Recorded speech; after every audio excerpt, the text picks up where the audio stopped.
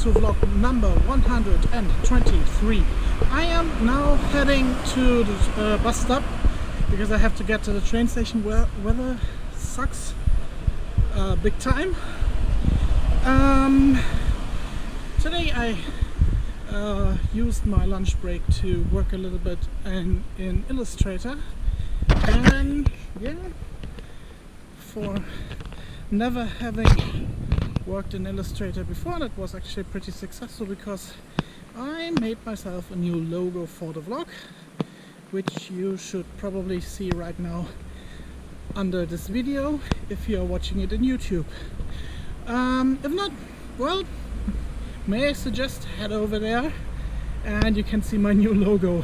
And also there's some header. The header is redesigned, so if you like you can check that too. Well, what's the plan for tonight? Not much actually. I have to buy some food and I'm going to cook it in the evening and then work a little bit on my thesis probably, watching a show with Marina. That's basically the plan. See you later. I'm realizing that I'm really ready for holidays and for a trip into a country with better weather. This German weather here starts to suck big time, and I can't tell you how much I will love it when we are leaving Frankfurt. On the coming Sunday I'm planning to make Shakshuka for breakfast. Those of you who don't know what Shakshuka is basically eggs which are braised in a tomato, kind of tomato sauce. There's a lot of garlic inside. You can serve it with labne, which is kind of a yogurt. And then what else is in there? There's spices in there, so it's of course a little bit spicy. And yeah, it's kind of an Israeli dish, and I really like it. I really absolutely love it. And this week we watched, in the evening before we went to bed, we watched a cooking show, or a cook show. And one of the tasks there was to prepare shakshuka. And Marina and me said, oh, we really should make that at home. It is not so complicated. And I said, okay, yes, of course I'm going to make it. And for that I bought a pan. So in that pan I'm going to show you now. It's a steel pan from that company, the Bayer or the Buyer or Buyer. I don't know how it's pronounced. And you can of course get them in different sizes. It's a steel pan, so it's possible that if you leave it to water for a long time and don't dry it correctly or don't treat the pan correctly, that the pan will start to oxidate and that there will be rust on parts of the pan. So it is really very important to treat the pan according to the instructions, which means you have to so-called burn it in.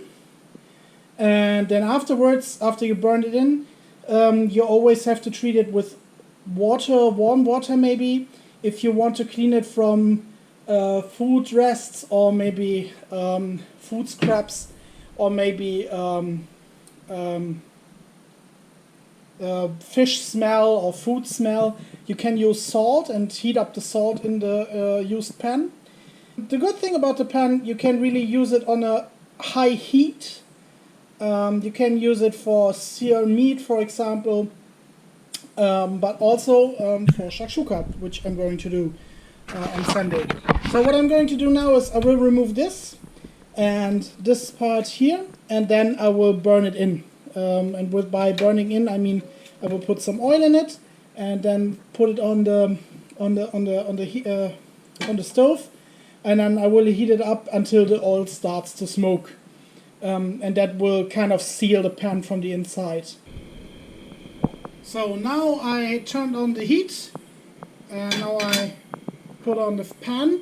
It is important if you buy one of these beeswax pans that you clean them with really hot water, so that almost everything of the beeswax is removed. And now you pull oil in it. so that there is at least a millimeter of oil on the ground of the pan. So that should do the trick. And now we are heating that up, and when there is coming smoke out of the oil, that's our sign that the pan is almost ready. Afterwards we are going to get rid of the oil and then wipe out the pan with paper, kitchen paper. Yeah, then the pan is almost ready to use. It is recommended to use the pan for the first 2 or 3 times with meat, so there's probably going to be some meat on the upcoming days until we can use it for shakshuka. My friends, it's late, so I'm closing the vlog. See you tomorrow. Bye.